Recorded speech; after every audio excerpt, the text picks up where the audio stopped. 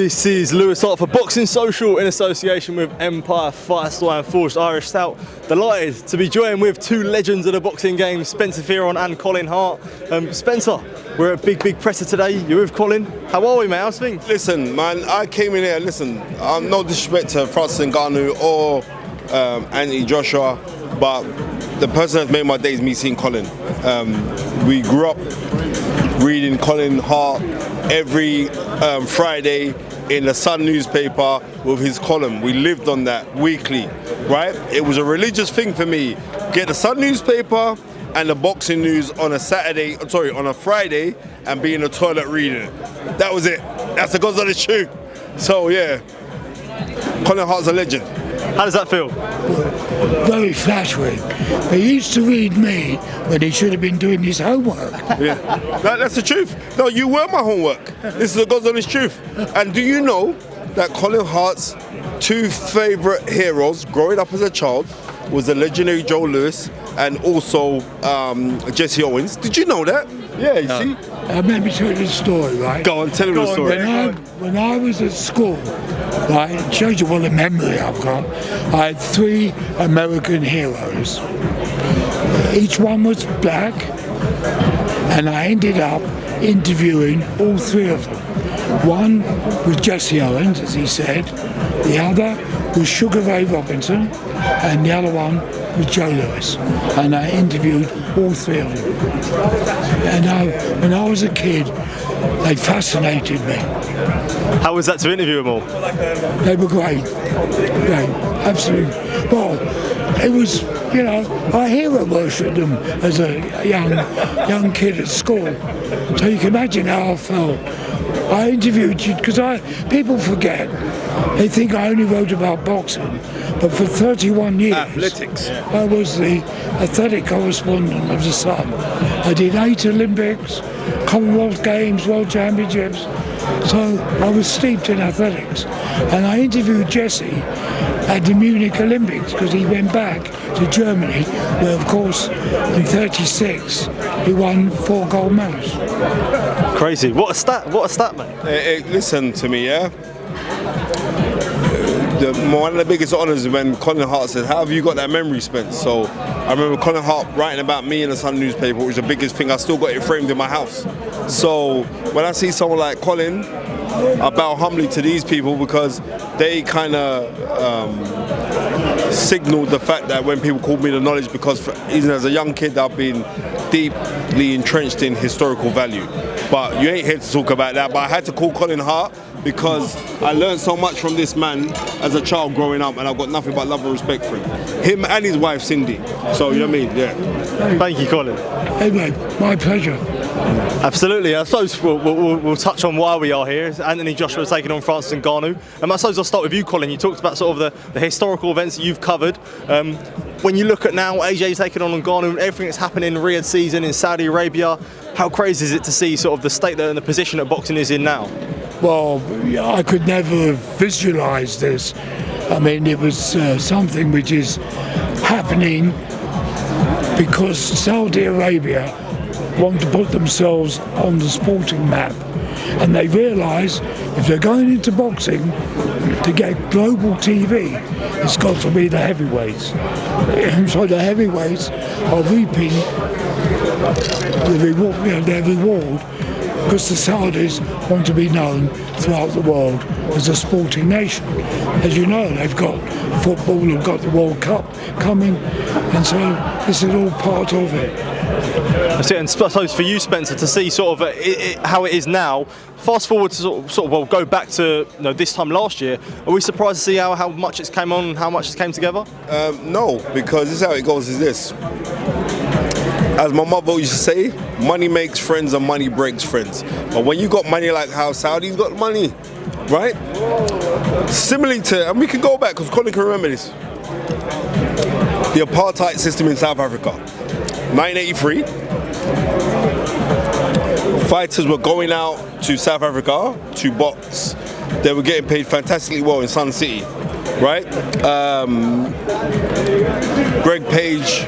Can I make a point? Go on. That's the whole point. Yep. Sun City was not South Africa. I know, it was on the outskirts. It was Botswana, and that's why they wouldn't make the money in South Africa, so they wouldn't allow it. The black fighters couldn't go and earn money in South Africa. I know, because you had to get a honorary passport if you was a person of colour. I covered John Tate's fight against Coetzee in South Africa. You know, it is laughable. John For the Tate, WBA heavyweight championship of the world.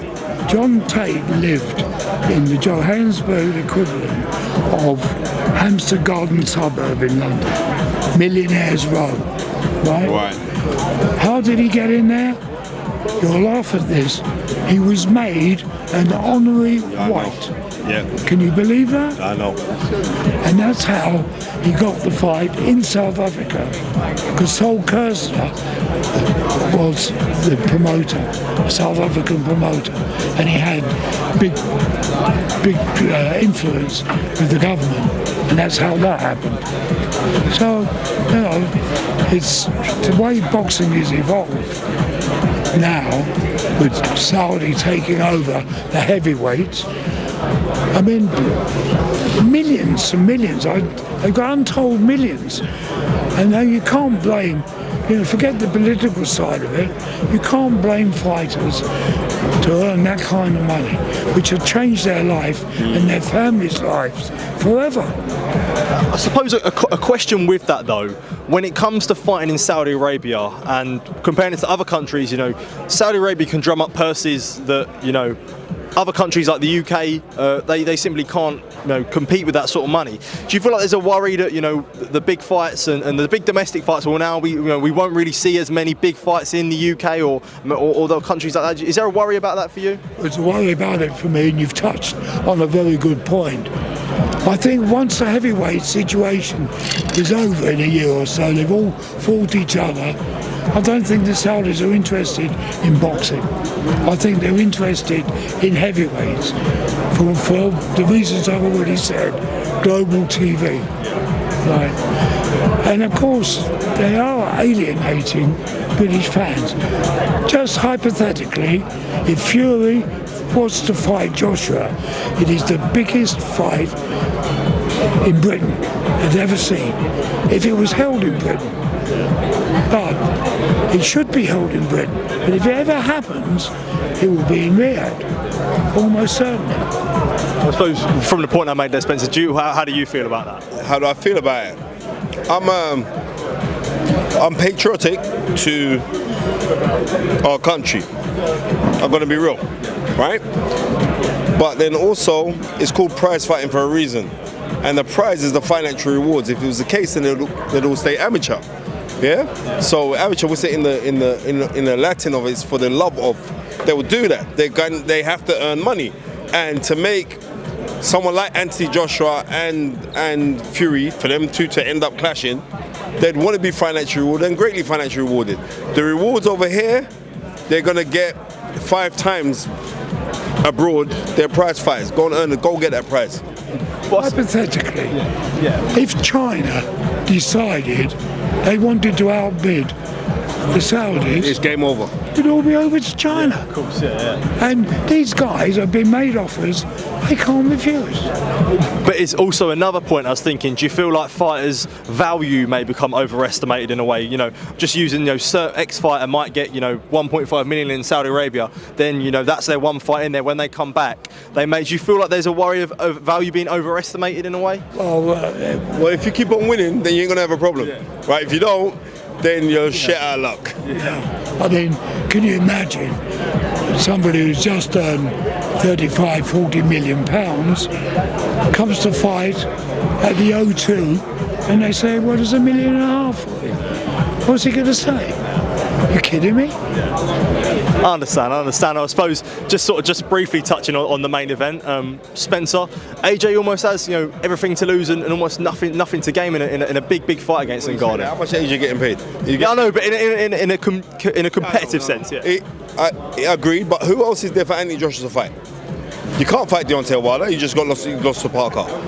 You can't fight Fury or Usyk because them two are tied up for a 2-fight deal. So what are you going to do within that interim time? You got to do. What are you going to do?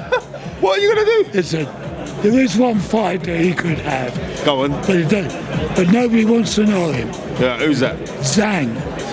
Listen, Zhang's fighting Joseph Parker in a 50-50. That's an excellent fight.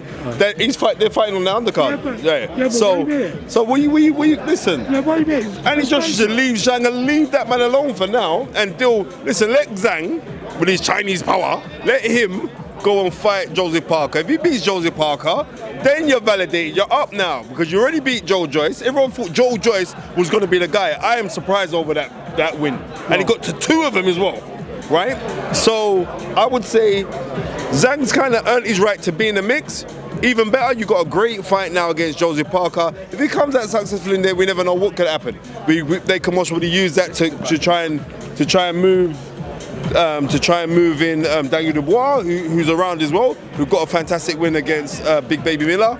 We don't know what's going to happen. Right now, I'm just happy that these fights are happening and that a legend like you it must be something serious. If you see Colin Hart don't come out. So if Colin Hart comes out of his house, right, to put down the pipe and the slippers, come out of his house, it's frigging cold outside as well, right? And for Colin Hart to come out, then this must be something big. That's all I got to say. There's no answer to that. Yeah. Thank you very much. And that seems like a perfect time to end. Spencer, Colin, thank you for taking time to speak to me. I appreciate it. Thank you for taking time to speak to me. Top man as always. Thank you, boys. Thank you. I appreciate it. Thank you. Cheers. We need to think of a new advert for freebets.com.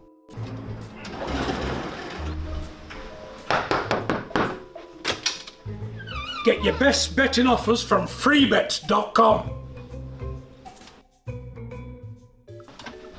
Yeah, that'll do. The following deals are now live.